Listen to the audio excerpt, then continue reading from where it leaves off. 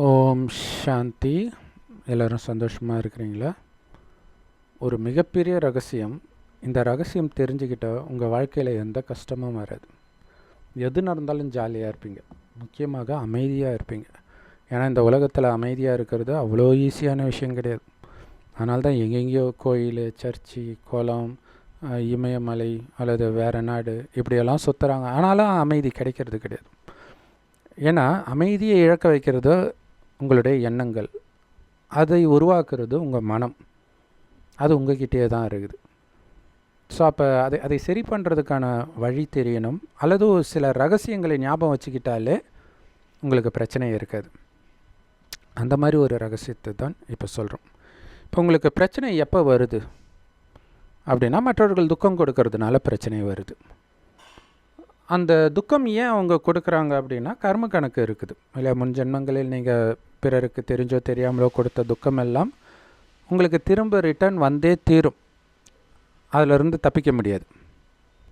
So அப்போ நான் செய்த தவறுக்கான தண்டனை தான் யார் மூலமோ கிடைக்குது அப்படிங்கிறது சதா ஞாபகம் வச்சுக்கணும். முதல் பாயிண்ட்.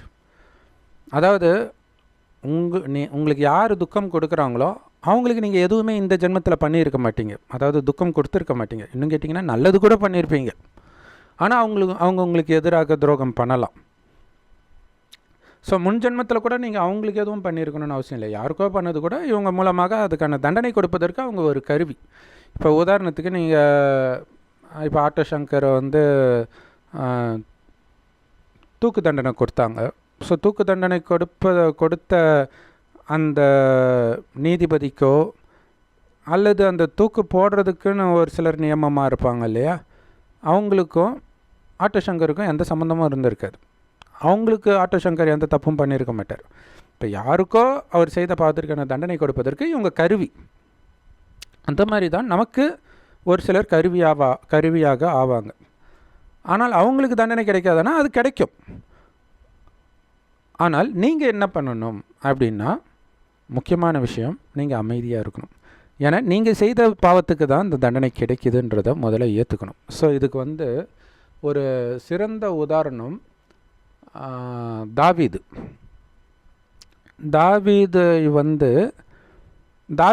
ஒரு தப்பு பண்ணுவோம். ஒரு 2-3 சின்ன தப்பு இல்லை, பெரிய தப்பே பண்ணுவார். என்னென்னா, இன்னொருத்தருடைய மனைவி மீது ஆசைப்பட்டு அவரோட காமத்தில் ஈடுபட்டு அதற்கு தடையாக இருக்கக்கூடிய, அதாவது தடையாக அவங்க கணவன் எதுவும் பண்ண மாட்டார், பட் இருந்தாலும் இவனுக்கு மனசாட்சி உறுத்துது இல்லை, அதனால் அந்த கணவனை கொலை பண்ணிவிடுவார் போரில். அதை டைரெக்டாக பண்ணாமல் போரில் எதிராளிகள் கிட்ட அவனை சிக்க விடுறது. ஸோ அப்படி கொலை பண்ணுவார். ஸோ அப்படி ஒரு பாவம் பண்ணிடுறாரு இல்லையா. அதுக்கு பிறகு என்ன ஆகுதுன்னா, ஒரு டைமில் இவனுடைய பசங்களே ஒருத்தன் இவருடைய எல்லா மனைவிகளோடும் காமத்தில் ஈடுபடுவான். பாருங்கள், அதை தான் கடவுள் சொல்கிறார், நீ அந்தரத்தில் செய்த பாவம் வெளியரங்கமாய் மாறும் அப்படின்னார். ஸோ ஏன்னா அப்போ தான் அந்த நாட்டை பிடிச்சாங்கன்னு அர்த்தமா. ஸோ ஊர் முன்னிலையில் ஒரு குடிசை போட்டு அந்த குடிசையில் ஒவ்வொரு மனைவியோடும் அவன் காமத்தில் ஈடுபடுவான், அவனுடைய சொந்த மகனே. ஸோ அந்த மாதிரி தண்டனை கிடைக்குது. அடுத்தது பார்த்திங்கன்னா, ஒரு டைமில் இன்னொரு மகன் ஆட்சியை பிடிக்கிறதுக்காக வரான். அப்போ அவனுக்கு பயந்துட்டு இவன் ஓடுறான். தாவீது கொஞ்சம் ஆட்களை கூட்டுட்டு, ஆக்சுவலாக தாவீதே பெரிய வீரன் தான், பட் இருந்தாலும் பயந்துட்டு போகிறான் நிறைய பேரோட. அப்போ போகும்போது ஒரு வயோதிகன் காரி துப்புறான். ஏன்னா தாவீதுக்கு முன்னாடி சவுலுன்னு ஒருத்தர் ராஜாவாக இருப்பார். ஆனால் சவுலை தாவீது கொலை பண்ண மாட்டேன்னு உறுதியாக இருப்பார். ஏன்னா ஆக்சுவலாக சவுல் தாவீதை கொலை பண்ணுறதுக்கு ரொம்ப முயற்சி பண்ணுவான். இருந்தாலும் கடவுளால் அபிஷேகம் செய்யப்பட்ட ஒருவரை கொலை செய்யக்கூடாது அப்படின்ட்டு. இன்னும் கேட்டிங்கன்னா, அவரை கொலை செஞ்சவனை தாவீது கொலை பண்ணுவான். எப்படி நீ கடவுளுக்கு எதிராக செயல்படலான்ட்டு. ஸோ அப்படி ஒரு நீதிமான, அது பைபிள் படி அது நீதி, அவ்வளோதான். ஒரிஜினல் கடவுளுடைய சட்டம் கிடையாது, அதை புரிஞ்சுக்கோங்க. சரி, அப்படி நியாயமாக இருக்கிறான். அப்போ அந்த மாதிரி தன்னுடைய மகன் நாட்டை பிடிக்க வரான்ட்டு பயந்துட்டு தாவீது தன் மக்களோட ஓடும் பொழுது வேற ஒருத்தன் தாவீதை பார்த்து காரி துப்புறான். சவுலை கொன்று அவனுடைய ஆஸ்தியை பிடிச்சவன் தானே நீனு, நல்ல அனுபவி அப்படின்ட்டு அசிங்கமாக திட்டுறான். அப்போ தாவீது கூட இருக்கிறவன் பட்டயத்தை உருவுறான் வாளால் அவனை வெட்டுறதுக்கு. உடனே அதுக்கு தாவீது சொல்லுவான், இல்லை, ஏன்னா என்னுடைய மகன் என்னுடைய ஆட்சி பிடிக்கிறதே என்னால் எதுவும் பண்ண முடியல. அப்படி இருக்கும்போது அவன் இன்னொரு தேசத்தை சார்ந்தவன், அவனை நான் என்ன பண்ண முடியும்? ஸோ இப்படி அவன் சொல்லணுன்றது கடவுளுடைய சித்தமாக இருக்குது.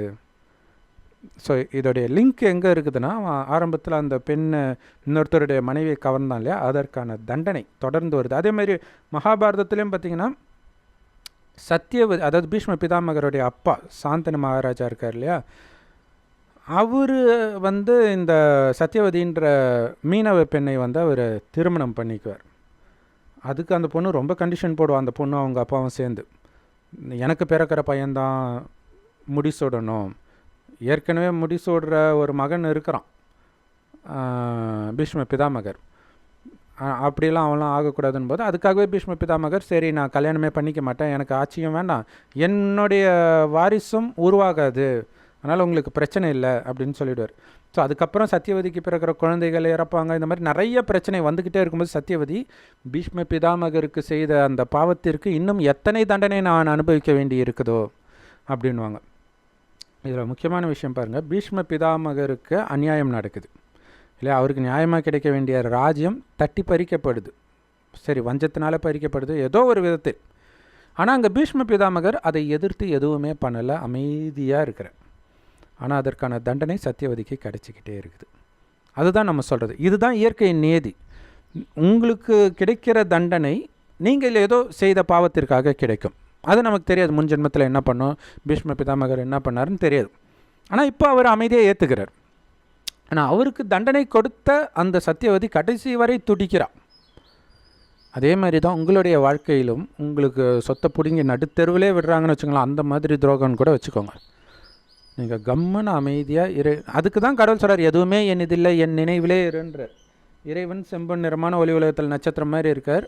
ஆத்மாக்களாகிய நாமளும் அங்கே தான் இருந்தோம். அங்கேருந்து இந்த பூமிக்கு வரும்போது இந்த பூமி சொர்க்கமாக தான் படித்தார். அங்கே எந்த பாவமும் நடக்கலை. 2500 வருடம் சொர்க்கமாக இருக்குது. அடுத்த 2500 வருடம் நரகமாகும்போது தான் பாவம் செய்கிறோம். அதுக்கு காரணம் சொர்க்கத்தில் எல்லோரும் ஆத்மான்ற உணர்வில் இருப்போம். ஆத்மானா உயிர், அது பூர்வமத்தில் நட்சத்திரம் மாதிரி ஜொலிக்கினால தான் இங்கே பொட்டு வைக்கிற பழக்கம் இருக்குது. நான் ஆத்மா, இன்னொரு ஆத்மா கூட நான் பேசிகிட்டு இருக்கிறேன் அப்படின்னு உடலுக்குள்ளே இருக்கக்கூடிய ஆத்மாவை தான் புத்தியினால் புரிஞ்சுக்கிட்டு பேசுவாங்களே தவிர கண்ணுக்கு தெரிகிற உடலில் அவங்களுடைய கவனம் போகாது.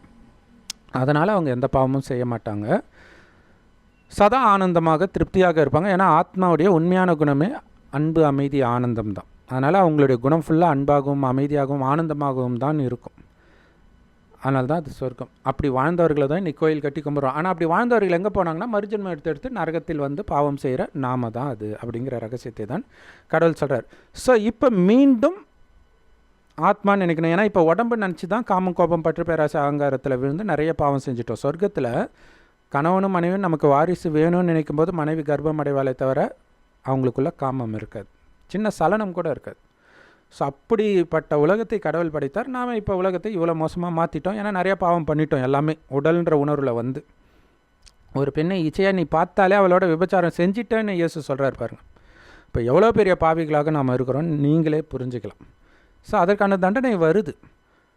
ஆனால் நீங்கள் அமைதியாக அதை ஏற்றுக்கிட்டால் 2 விஷயம் நடக்கும். ஒன்று, அமைதியை ஏற்றுக்கிறது மட்டும் கிடையாது, அவங்க நல்லா இருக்கணுன்ற எண்ணம் மனதார உங்களுக்கு இருக்கணும்.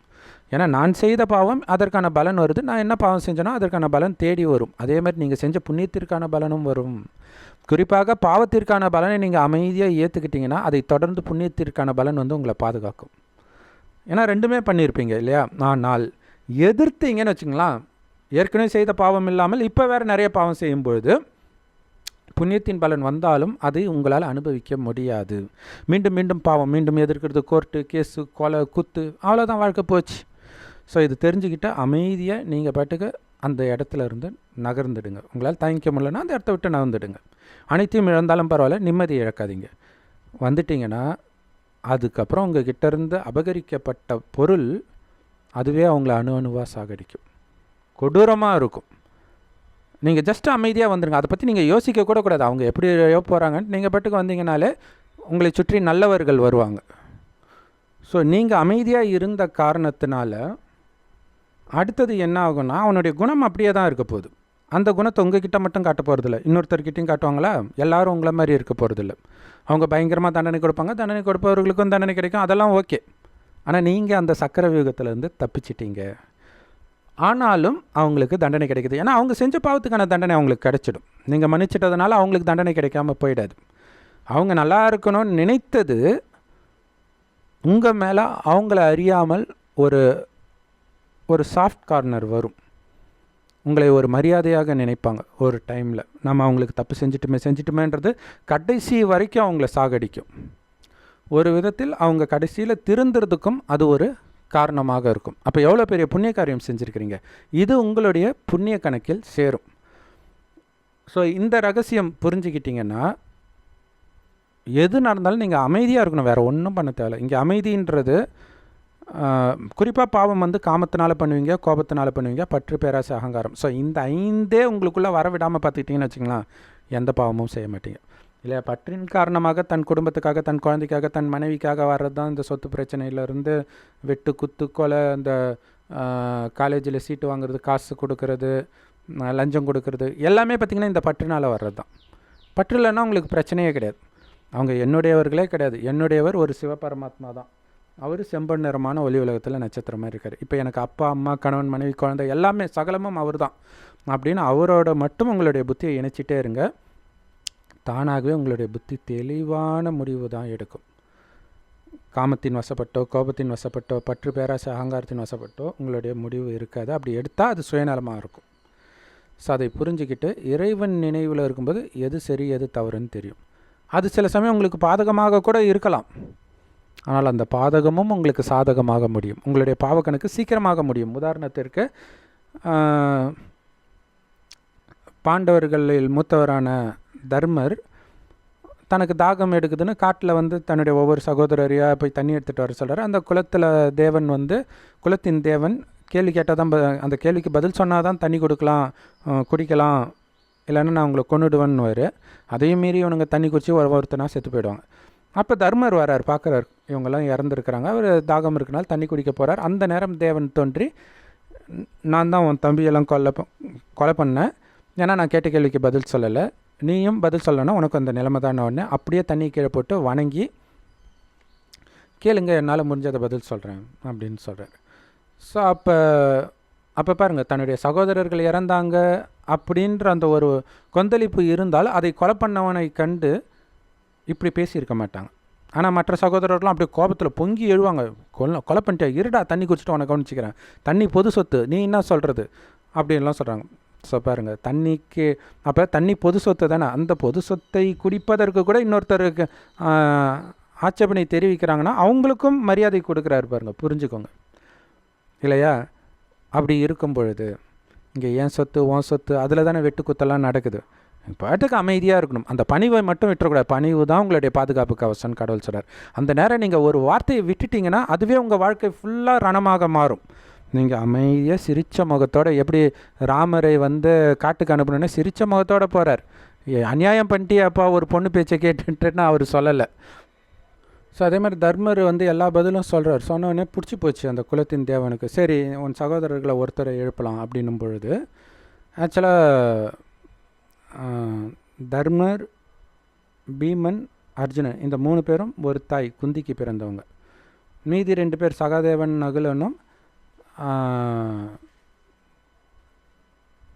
இவங்க அப்பாவுடைய 2வது மனைவி மாதுரிக்கு பிறந்தவங்க. ஸோ அப்போ மாதுரிக்கு பிறந்த கடைசி பையனை தான் எழுப்பணும் அப்படின்னு சொல்லுவார். அப்போ குலத்தின் தேவனுக்கு ஆச்சரியமாயிடும், ஏன் இப்படி முடிவு எடுக்கிற அப்படின்னா, குந்தியின் புதல்வன் ஒருவன் உயிரோடு இருக்கும்போது மாதுரியின் புதல்வனும் ஒருவன் உயிரோடு இருக்கிறது தானே தர்மம் அப்படிங்கிறார். ஸோ இதே மாதிரி நிறைய விஷயங்கள் போயிட்டு இருக்குது. ஸோ அப்போ என்னென்னா, இந்த பற்று, தனிப்பட்ட பற்று இல்லாத போது தான் சரியான முடிவு எடுக்கிறாங்க. அதனால தான் அந்த குலத்தின் தேவன் மகிழ்ந்து கடைசியில் எல்லாரையுமே எழுப்பி விட்டுருவார். ஸோ இதை நீங்கள் புரிஞ்சுக்கணும். நான் கரெக்டாக தர்மத்தின் வழிபடி நடக்கிறேன்னா, அந்த தர்மமே எதுன்னு இப்போ தெரியாது. ஸோ அதுதான் இறைவன் சொல்வதற்காகவே கடைசி 1 வருடம் வரார் ஒரு வயோதிகர் உடலில் வந்து, அந்த வயோதிகருக்கு பிரம்மான் பேர் வச்சு அவர் வாய் வழியாக கொடுக்குற ஞானத்தை தான் எல்லா பிரம்மகுமாரிகள் ராஜயோக தியான நிலையத்திலும் முரளி அப்படின்னு முற்றிலும் இலவசமாக போதிக்கப்படுது. யூடியூப் வெப்சைட்ஸ்லாம் இருக்குது. அதோட லிங்க் இந்த வீடியோ டிஸ்கிரிப்ஷனில் கொடுக்குறோம். அவசியம் பார்த்து பயன்பெறுங்கள். ஸோ அந்த முரளியை கேளுங்கள். இறைவனுடைய நினைவில் அமைதியாக இருங்க. அனைத்தையும் இழப்பதற்காகவே இந்த கடைசி ஜென்மம் நமக்கு கொடுக்கப்பட்டிருக்கிறது. கடைசி ஜென்மம்னா எது? இந்த ஞானத்தை கேட்டு இறைவன் தான் பேசுகிறார், அவருடைய குழந்தைன்னு உங்களை ஏற்றுக்கிறீங்க பாருங்கள், அதுதான் கடைசி ஜென்மம். லௌகிக அப்பா அம்மாவுக்கு பிறந்தது கிடையாது. இது வந்து மிக மிக உயர்ந்த ஜென்மம். காமம் இல்லாமல் தாயின் கர்ப்பத்துக்குள்ளே போகாமல் பிறக்கிறோம். ஸோ அப்போ எதுக்காக பிறக்கிறோம்? நரகத்தில் செய்த பாவத்துக்கான தண்டனை எல்லாம் அழித்து மீண்டும் சொர்க்கத்திற்கு போக. ஏன்னா இது காலச்சக்கரம். சொர்க்கம் நரகம், நரகம் முடிஞ்சு சொர்க்கம். சொர்க்கம் தானாக நரகம் ஆகும், ஆனால் நரகம் சொர்க்கம் ஆகும். ஆனால் நரகத்தில் இருப்பவர்கள் தானாக சொர்க்கத்துக்கு போக முடியாது. அதுக்கு நீங்கள் உங்களை தகுதிப்படுத்திக்கணும். அப்படி தகுதிப்படுத்திக்கிறதுக்கு தான் மீண்டும் சொர்க்கத்தில் எப்படி ஆத்ம உணர்வில் இருந்தீங்களோ அதே ஆத்ம உணர்வில் இருந்து பரமாத்மா நினைவில் இருங்க. என்ன ஆனாலும் அமைதி இழக்கக்கூடாது இல்லையா? அந்த விஸ்வாமித்திரர் தவம் இருக்கும்போது மேனகை டான்ஸ் ஆடினோடனே அவர் போயிடுச்சு, அமைதி போயிடுச்சு. காமத்தில் விழாருன்னா என்ன அர்த்தம்? அமைதி போயிடுச்சு. 5 விகாரத்தில் எது வந்தாலும் காமம் வந்தால் அமைதி போகும், கோபம் வந்தால் அமைதி போகும், பற்று வந்தாலும் அமைதி போகும், பேராசை வந்தாலும் அமைதி போயிடும், அகங்காரம் வந்தாலும் அமைதி போயிடும். அதனால் என்னுடைய உண்மையான குணம் அமைதியின் மட்டும் அமைதியாக இருங்க. தானாகவே மிகப்பெரிய கண்டத்துலேருந்து தப்பிப்பீங்க. ஒரு அழகான பெண் வந்து உங்களை மயக்கும் போது நீங்கள் அமைதியாக இருந்துட்டால் போதும், அந்த பெண் மூலமாக உங்களுக்கு வரவு இருந்தால் மிகப்பெரிய தண்டனையிலிருந்து நீங்கள் தப்பிக்கிறீங்க. சக்கர வியூகத்துக்குள்ளேயே போனால் தானே நீங்கள் வெளில வரதை பற்றி கவலை பண்ணணும். போகாமலே தப்பிக்கிறது தான் புத்திசாலித்தனம். ஸோ அதேமாரி போயிட்டீங்களா, சரி நான் தப்பு செஞ்சிட்டேன், அமைதியாக இருங்க. அதுக்கப்புறம் சீக்கிரமாக அந்த கணக்கு முடிஞ்சிடும். சீக்கிரமாக நீங்கள் வெளில வந்துடுவீங்க. ஸோ இதை புரிஞ்சுக்கணும். அப்படி இந்த உலகம் வந்து மதம், இனம், மொழி, அது இதுன்னு பல பிரச்சனைகளில் அடிச்சுக்கிட்டு இருக்கும். உலகம் அழியிறதுக்காக அணுகுண்டுகள்லாம் தயாரித்து வச்சுருக்குறாங்க. ஷோகேஸில் வச்சுருக்கல, கண்டிப்பாக போடுவாங்க. ஆனால் நீங்கள் முழுக்க முழுக்க இறைவன் நினைவில் இருந்து எல்லாத்துலேருந்தும் விலகுங்க. நான் இந்து கிடையாது, கிறிஸ்டின் கிடையாது, முஸ்லீம் கிடையாது, எனக்கு உடம்பே கிடையாது, ஆணும் கிடையாது, பெண்ணும் கிடையாது. வெறும் ஆத்மா, என்னுடையவர் சிவபரமாத்மா. அவர் தான் எனக்கு சகலமும். அவர் தான் என்னை காப்பாற்றி அங்கே அவர் இருக்கிற இடத்துக்கு அழைச்சிட்டு போயிட்டு அங்கேருந்து சொர்க்கத்துக்கு அனுப்ப போகிறார். ஸோ அப்போ அவர் சொல்கிறத மட்டும்தான் கேட்பேன்னு நீங்கள் அமைதியாக இருங்க. தானாகவே அமெரிக்கா, ரஷ்யா இவங்களாம் அடித்து உலகத்தை அழிச்சிடுவாங்க. கடைசியில் சொர்க்க ராஜ்யம் நமக்கு கிடைக்கும். அமைதியாக இருக்கிறவங்களுக்கு தான் உலக ராஜ்யமே கிடைக்குது. பொறுத்தார் பூமி ஆழ்வார்ன்றது நமக்கு தான் பொருந்தும். ஏன்னா அங்கே அந்த சொர்க்கத்தில் ராஜா ஆகினா தான் அமைதியாக ஆனந்தமாக இருக்க முடியும். ஏன்னா அங்கே அந்த ராஜ்யத்தை அபகரிக்கிறது, சொத்தை அபகரிக்கிறது, இந்த மாதிரி எண்ணமே இருக்காது. எல்லாம் அளவற்ற செல்வம் இருக்கும். எல்லாத்துக்கும் மேலே எல்லாருடைய கவனமும் ஆத்மாவில் இருக்கும். இப்போவும் உங்களுடைய கவனம் ஆத்மாவில் இருங்க. எது நீங்கள் என்னென்ன பாவம் இப்போ உங்ககிட்ட எதுவும் கிடையாது, அதையும் எடுத்துகிட்டு போக தயாராக இருக்கிறாங்களா? உங்களது இல்லைன்னும் போது தான் அதை அபகரிக்கிற எண்ணமே மற்றவர்களுக்கு வரும். உதாரணத்துக்கு அளவற்ற செல்வம் இருந்த சொர்க்கம், இதே பாரத பூமி தான் சொர்க்கமாக இருந்தது. அதை கொள்ளையடிக்க மற்ற மதத்தினர் வெளிநாட்டில் இருந்தெல்லாம் வராங்கல்ல. அது எதனால் வராங்கன்னா, அந்த நேரம் நீங்கள் உடல்ன்ற உணர்வில் வந்து காமம் இதில் விழுந்துடுவீங்க. ஸோ அப்போ காமத்தில் விழும்போது கொஞ்சம் கொஞ்சமாக சுயநலம் இதெல்லாம் வரும். மிகப்பெரிய எதிரியே காமம் தான். ஸோ அப்போ சொர்க்கத்தில் நீங்கள் காமம் இல்லாமல் தூய்மையாக பரிசுத்தமான குழந்தை மாதிரி இருந்ததுக்கு கொடுக்கப்பட்ட பரிசு தான் சொர்க்கம். அதை அனுபவிக்கிற தகுதியை இழக்கிறீங்க. அதனால் உங்ககிட்ட இருந்து அது கொள்ளையடிக்கப்படுது. இதே தான் உங்கள் வீட்டில் இருந்து உங்கள் கூட பிறந்தவங்களோ பங்காளிகளோ உங்களுக்கு எதிராக உங்களுடைய சொத்தை அபகரிக்க நினைக்கிறாங்கன்னா, அதை அனுபவிக்கும் அருகதையை நான் இழந்து விட்டேன், ஏதோ பாவம் செய்து விட்டேன், அமைதியாக இருங்க. ஏன்னா இங்கே உங்களுக்கும் கடவுளுக்கும் மட்டும்தான் கணக்கே தவிர மற்றவர்களுக்கு கிடையாது. இப்போ இறைவன் சொன்ன மாதிரி இறைவன் நினைவில் மட்டும் இருங்க. 5000 வருடமாக இழந்த அத்தனையும் உங்களுக்கு கொடுக்குற உங்கள் காலடியில் போடுறேன்ற அமைதியாக மட்டும் இருக்கணும். அவ்வளவுதான். அமைதியாக காரியத்தை சாதிங்க. நீங்கள் சொன்ன மாதிரி உங்களுக்கு துக்கம் கொடுத்துட்ருக்கோம், நீங்கள் அமைதியாக இருந்தால் அவங்களுக்கு வேறு யாரோ துக்கம் கொடுத்தா அதனால் அவங்க குணம் தெரிஞ்சு உங்ககிட்ட நல்லா நடந்துக்குவாங்க. நீங்கள் சிரித்த முகம் மாறாமல் அமைதியாக மட்டும் இருங்க. ஓம் சாந்தி. தேங்க்ஸ் ஃபார் வாட்சிங்.